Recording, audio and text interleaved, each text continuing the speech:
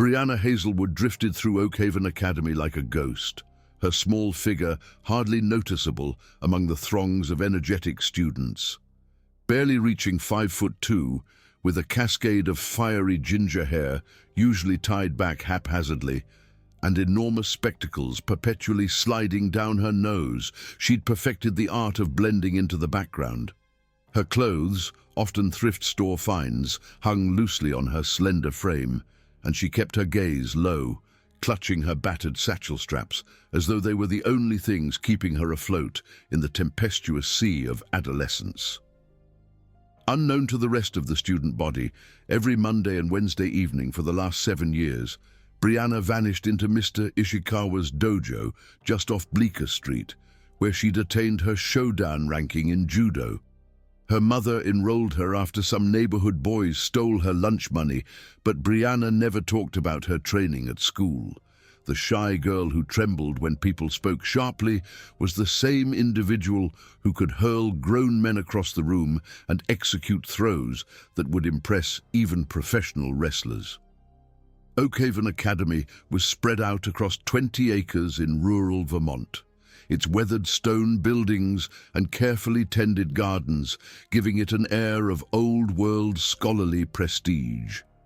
The school boasted about its nationally ranked debate team and impressive Ivy League placement rates, but as with any institution, there were hidden areas where the administration's gaze didn't penetrate. The old greenhouse behind the science building, with its broken panes and overgrown vines, provided secluded spots for those who liked to torment others. The abandoned music room on the 3rd floor, perpetually dusty and silent, served as another popular haunt for those who preferred cruelty without witnesses. Brianna had attended Oakhaven for 2 years, ever since her family relocated to Vermont when her mother took a job at the local university. She'd hoped for a fresh start, but within the first week, she'd inadvertently made herself a target. Maybe it was her tendency to blush when answering questions in class, or her habit of eating lunch alone while engrossed in historical biographies, or simply that she appeared to be someone who wouldn't retaliate. Whatever the reason, she attracted the attention of students who derived pleasure from making others uncomfortable. Garrett Lancaster presided over the school's social structure, with an arrogance that came from being 6'1", naturally charming, and gifted with a smile that made teachers perceive him as a model student, despite evidence to the contrary. His dark brown hair was always meticulously groomed, and he wore his tailored blazer like a badge of honor, its pristine fabric proclaiming his status as captain of the lacrosse team and head of the student government. To most adults, Garrett was the epitome of a successful young man. To students like Brianna, he was a much more sinister figure. Garrett was typically accompanied by his 2 closest cronies, Dylan Hayes, a burly football player whose idea of humor involved pushing people around, and Ethan Cole, whose cutting remarks could reduce someone to tears with pinpoint accuracy. The trio had honed their routine over the years, knowing exactly how far they could go without facing serious consequences. They were cunning tormentors, which made them far more dangerous than obvious thugs who eventually got suspended. The first incident occurred during Brianna's freshman year, when she accidentally spilled her coffee on Garrett while hurrying to history class. The dark liquid stained his expensive sweater, and as she apologized profusely, Garrett smiled coldly and remarked that perhaps she needed to be more careful with her inferior beverages. Dylan accidentally knocked her books out of her hands, sending them scattering across the floor like fallen leaves. Ethan sarcastically offered her a napkin, then snatched it away before she could use it. The whole thing took less than a minute, but it established the pattern that would define the next year of Brianna's life. Initially, the incidents were infrequent and relatively minor. A deliberate shove in the hallway that sent her crashing into lockers.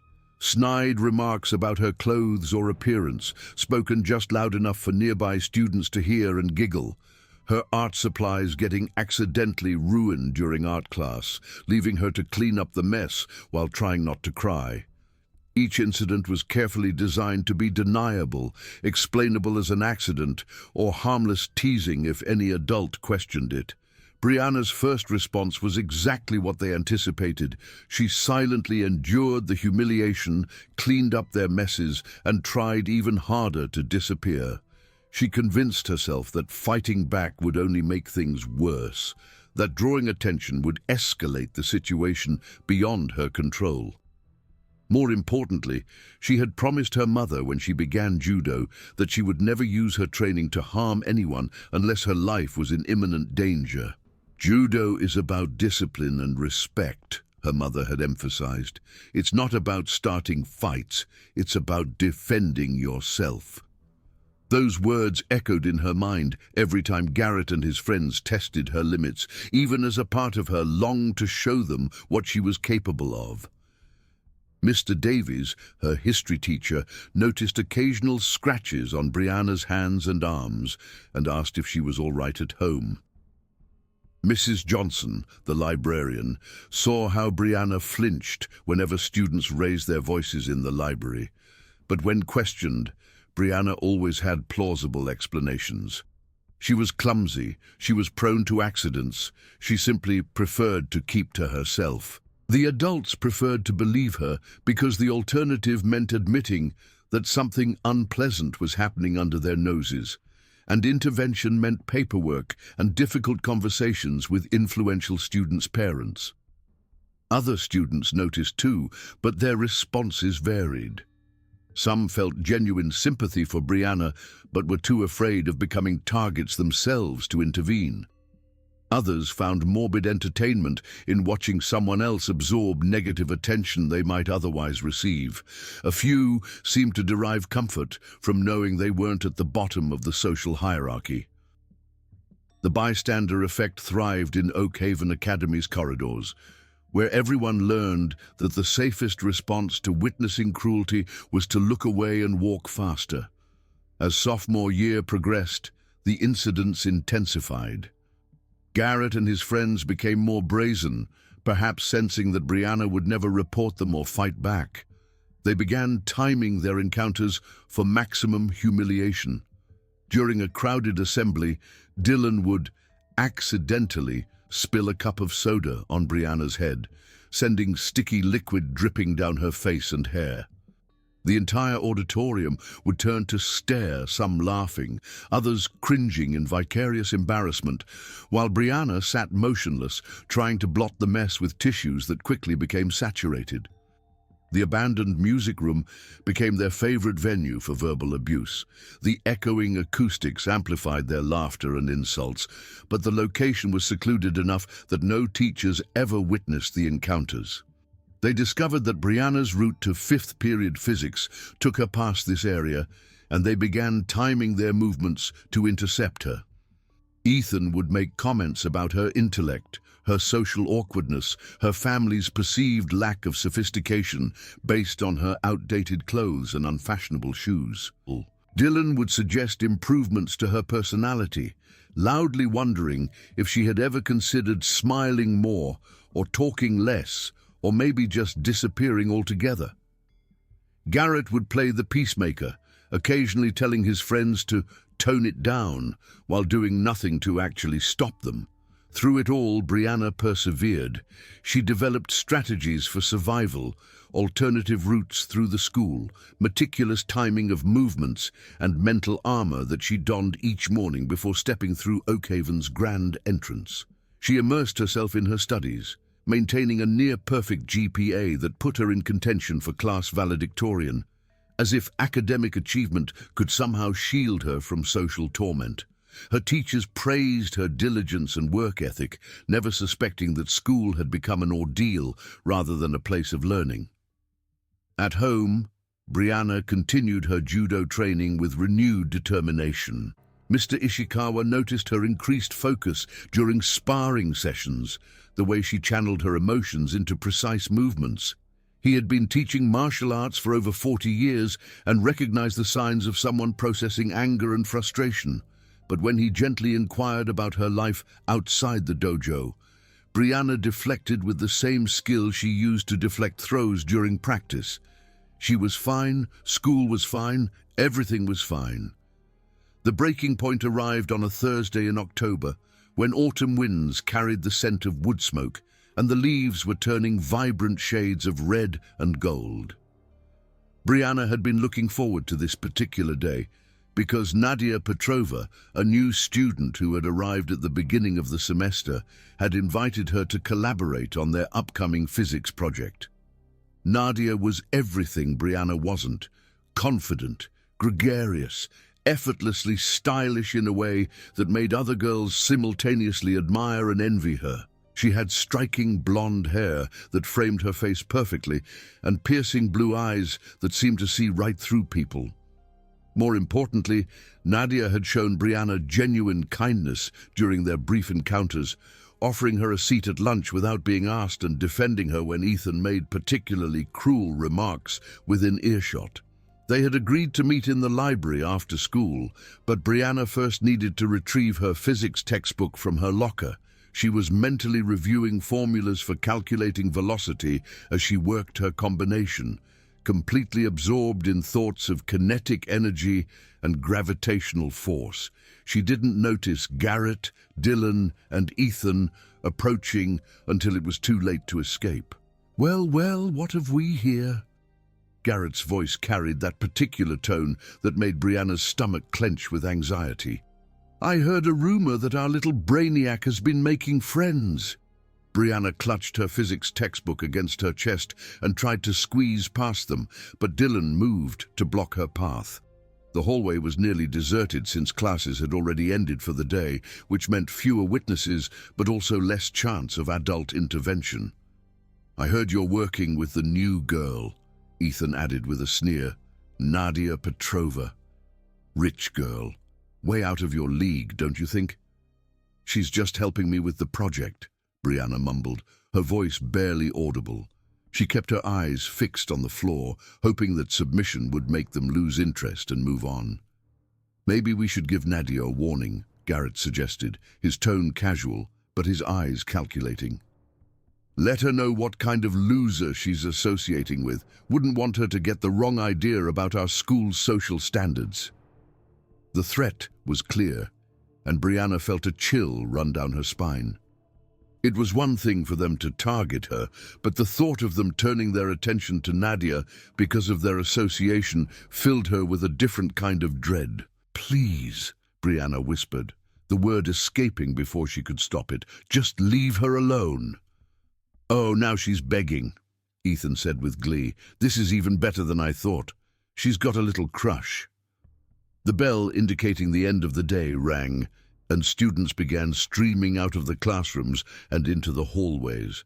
Brianna thought she was saved, that they would disperse to their respective destinations and leave her alone. But as Nadia appeared at the end of the hallway, walking toward them with her physics notes in hand and a warm smile on her face, Brianna realized the situation was about to become much worse. "Nadia!" Ethan called out cheerfully, waving her over. "Perfect timing! We were just talking about you!" Nadia approached with the kind of self-assurance that came from never having been the target of systematic torment. She smiled at Garrett and his friends with genuine friendliness, not yet recognizing the predatory gleam in their eyes. "Hi," she said, then turned to Brianna. "Ready for our study session? I brought my notes on quantum mechanics." "Actually," Garrett said, stepping slightly between Nadia and Brianna, "we were just discussing whether our little friend here had mentioned her reputation around school." "That's not true," Nadia said firmly, when Dylan chimed in with comments about Brianna being the school's charity case. "Brianna is incredibly bright, and she's been nothing but welcoming to me since I arrived." "Bright, sure," Ethan agreed with mock sincerity. "But bright doesn't make up for everything else, you know. The way she dresses, the way she carries herself, all shy and withdrawn. Most people think she's kind of odd, actually." The warning was subtle, but unmistakable. Associate with Brianna and risk becoming a target yourself. It was the same calculation that dozens of other students had made over the years, and Brianna watched Nadia's face as she processed the social dynamics of high school survival. Besides, Dylan added, reaching out suddenly and snatching Nadia's scarf right off her neck, maybe Four Eyes here could learn something from your fashion sense. This is a much nicer accessory. Nadia shivered in the sudden chill, reaching instinctively for her scarf. Hey, give that back. But Dylan was already tossing it to Ethan, who caught it with a smirk. Let's see how it looks on our friend here, he said, moving toward Brianna. Stop it, Nadia said more firmly now. Give me my scarf back right now. Or what? Ethan asked, holding the scarf just out of Brianna's reach as she stood frozen between them. You'll report us? For what? Playing keep away? Brianna could see Nadia shivering, trying to maintain her composure. Without her scarf, Nadia's confident demeanor had shifted to something more hesitant, more exposed. Come on, Four Eyes, Dylan taunted, holding the scarf higher. Jump for it. Show your new friend how athletic you are. Please, Brianna said again, hating herself for pleading but seeing no other choice. Just give it back. Say please like you mean it, Ethan demanded. Get on your knees and beg properly. The hallway was filling up with students now as the next round of after-school activities approached. Some hurried past with their eyes averted, while others slowed down to watch the spectacle. This is absurd, Nadia said, her voice stronger now despite her obvious vulnerability. She started moving toward Ethan, reaching for her scarf. Give it back right now. Whoa there, Garrett said, stepping in front of Nadia and placing his hands on her arms to impede her progress. The touch was fleeting and could easily be interpreted as trying to prevent a collision, but Brianna saw Nadia tense slightly at the unexpected contact.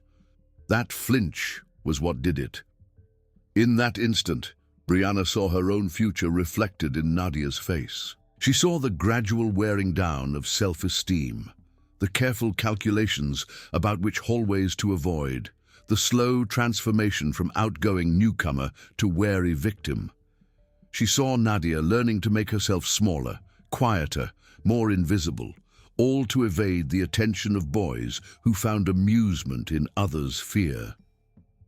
Something solidified in Brianna's mind with perfect clarity. She had spent 2 years telling herself that her judo training was for discipline and self-defense, that violence was never the solution, that rising above their level was the moral choice. But watching Garrett's hands on Nadia's arms, seeing the calculating look in Ethan's eyes as he held the scarf just out of reach, she realized that her inaction wasn't noble, it was complicity. By refusing to defend herself, she had allowed them to refine their tactics on her before turning them on someone else. The hallway noise seemed to recede into background static as Brianna made her decision. Mr. Ishikawa had taught her that martial arts was about protecting yourself and others from harm. He had also taught her that sometimes the most disciplined response was the one that stopped a threat before it could escalate. Give her the scarf back, Brianna said, her voice taking on a new firmness that made Ethan look at her with astonishment. Excuse me? Ethan scoffed. Did the mouse just roar? I said give her the scarf back, Brianna repeated, stepping forward. Her posture had subtly changed, her weight shifting slightly forward in a stance that appeared relaxed but would permit explosive movement in any direction. Or what? Dylan asked, moving to flank her. You'll report us to the principal. Brianna looked at Nadia, who was still shivering slightly, trying to follow the conversation by sound. She thought about all the students who had witnessed her humiliation over the years, who had learned through her example that bullies faced no repercussions for their actions. Or I'll take it back, she said simply. The words hung in the air for a moment, and Brianna could see the precise instant when Garrett, Dylan and Ethan realized that something fundamental had shifted. The quiet girl who had absorbed their abuse for 2 years was looking at them with unwavering eyes that held no trace of fear. You'll take it back? Garrett repeated, as if the concept was so alien he needed to hear it again to comprehend it. That's right, Brianna said, taking another step forward. Ethan held the scarf higher, smirking. "I'd like to see you try, Four Eyes." What happened next took less than 4 seconds, but to the students watching in the hallway, it seemed to unfold in slow motion. Brianna moved forward with the fluid grace of someone who had spent years practicing the same techniques until they became second nature. Her right hand shot up to seize Ethan's wrist, not with a desperate grab of someone reaching for an object, but with the controlled grip of someone who understood leverage and joint manipulation. Ethan's smirk faltered as he felt the pressure on his wrist, a peculiar kind of discomfort that indicated his opponent knew precisely which pressure points to target. Before he could react, Brianna's left hand secured the scarf, while her right hand applied just enough pressure to make him release it instinctively. "What the hell?" Dylan started forward, but stopped when Brianna turned to face him. She handed the scarf to Nadia with gentle care, her movement so smooth it looked rehearsed. "Are you all right?" she asked, her voice soft with genuine concern. Nadia wrapped the scarf around her neck and blinked as the warmth returned. When she looked at Brianna, her expression held surprise, gratitude, and something that might have been admiration. "I'm fine," Nadia said. "Thank you." The simple exchange seemed to enrage Ethan, who was rubbing his wrist and glaring at Brianna with newfound animosity. "You think you're tough now? You think twisting someone's wrist makes you some kind of badass? I think stealing someone's scarf makes you a bully," Brianna replied calmly. "And I think it ends now." "It ends when we say it ends," Garrett said, his voice taking on an edge that hadn't been there before. "Actually," Brianna said, meeting his gaze directly for what felt like the first time in years, "it ends now." The hallway had grown quieter as more students stopped to watch. Some had their phones out, sensing that whatever was happening might be worth recording. "You know what your problem is," Garrett said, stepping closer to Brianna. "You don't understand your place here. You don't understand how things work." "I understand perfectly," Brianna replied. "You pick on people you think won't fight back, and when someone finally does, you can't handle it." Dylan moved to Brianna's left while Ethan circled to her right, and she recognized the formation instantly. It was the same triangular positioning that predators use to isolate and intimidate prey, designed to make the target feel surrounded and overwhelmed. 2 years ago, it would have worked. But the person standing in this hallway was not the same girl who had first shrunk under their attention. "Last chance," Garrett said, his voice carrying the kind of false reasonableness that bullies used before escalating to violence. "Apologize for putting your hands on Ethan, and we'll forget this whole thing happened." Brianna glanced around at the students, watching from what they perceived as a safe distance. She saw the mixture of anticipation and apprehension on their faces, the way they held their phones ready to capture whatever unfolded next.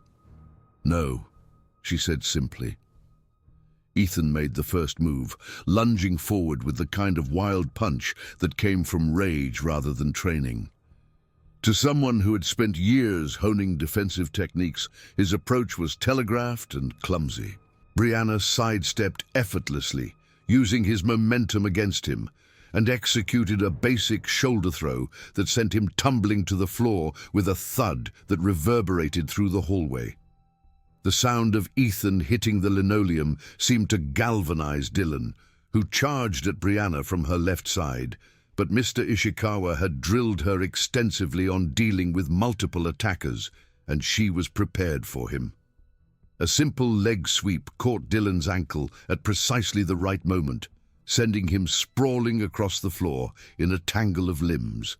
Garrett stared at his 2 friends on the ground, then at Brianna, who stood calmly in the center of the hallway with her backpack still properly positioned on her shoulders. She wasn't breathing hard, wasn't even ruffled. "How?" Garrett asked, the question escaping before he could stop it. 7 years of judo," Brianna replied matter-of-factly. "I just never saw the point in mentioning it before." The confrontation came 2 days later, after school in the cafeteria, where students gathered to socialize or grab a snack before heading home. Garrett felt compelled to reassert his authority with a larger audience, blocking Brianna's path with several other students who usually remained on the periphery of their activities. "If you want a fair fight," Brianna said when they accused her of using dirty tactics, "then let's have one. Just you and me, Garrett. No friends, no cheap shots, no excuses." The crowd murmured with excitement. Someone yelled, "Fight!" and others took up the chant. Garrett looked around at the faces surrounding them, realizing that he was trapped by his own reputation. To back down now would be to concede that his power had always been a facade. "Fine," he said, tossing off his blazer. "But when I put you in the hospital, don't come crying about how unfair it was." The crowd formed a loose circle around them, everyone pulling out phones to record what they anticipated would be a legendary moment in Oakhaven Academy history. Brianna could see Nadia near the edge of the circle, her expression anxious but encouraging. Garrett moved with the assurance of someone who had never lost a physical altercation. His first punch was a powerful left hook aimed at Brianna's head, the kind of blow that would have ended most fights before they truly began. But Brianna wasn't most people. She had spent years training against opponents larger and stronger than herself, learning to use speed and technique to overcome physical disadvantages. She slipped Garrett's punch with a subtle twist of her torso, letting his fist whiz past her ear close enough to feel the heat of its passage. The miss threw Garrett off balance, and Brianna capitalized on his momentary vulnerability to land a precise kick to his abdomen. It wasn't a devastating blow, but it was enough to double him over and force him to stumble backward, gasping for air. Brianna moved like a flowing stream, evading his attacks with an efficiency of movement that made her look almost languid compared to his increasingly frantic efforts. Every few seconds, she would dart in with a quick strike of her own, a palm strike to his ribs, a kick to his thigh, a precise punch to his shoulder that temporarily numbed his arm. While Garrett grew more winded and desperate with each exchange, Brianna remained composed and collected, barely breathing hard despite the intense physical exertion. "Stand still and fight!" Garrett shouted in frustration, lunging at her in a tackle that might have worked against an untrained opponent. Brianna sidestepped gracefully and used his momentum to help him crash into the metal lockers that lined the cafeteria wall. The metallic clang of his impact silenced the crowd momentarily, and when Garrett turned around, there was blood trickling from a gash on his cheek where he had hit the locker.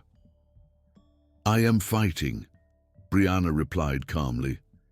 "This is what real fighting looks like." What followed was a demonstration rather than a fight. Brianna moved with the fluid grace of someone who had dedicated thousands of hours perfecting her art, while Garrett flailed with the desperate energy of someone watching his reputation disintegrate in real time. She controlled the distance between them effortlessly, staying just out of reach of his attacks while landing her own strikes with surgical precision. The end came when Garrett, driven by desperation and wounded pride, picked up a chair from a nearby table and swung it at Brianna's head. It was a dangerous escalation that crossed the line from schoolyard brawl into potential assault with a deadly weapon. Brianna ducked under the chair and closed the distance between them in 2 swift steps. Her response was rapid and decisive, a hip throw that sent Garrett sailing backward to land hard on the tile floor. This time, he didn't get up immediately. The cafeteria was utterly silent now, except for the sound of Garrett's labored breathing. He lay on his back, staring up at the ceiling, while Brianna stood over him with her fists still raised in a defensive posture. "Stay down," she said softly, but her voice carried clearly in the stillness. For a moment, it appeared that the fight was over.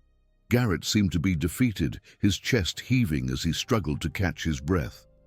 The crowd waited to see if Brianna would press her advantage, if she would deliver the kind of brutal finishing move that would solidify her victory and his humiliation.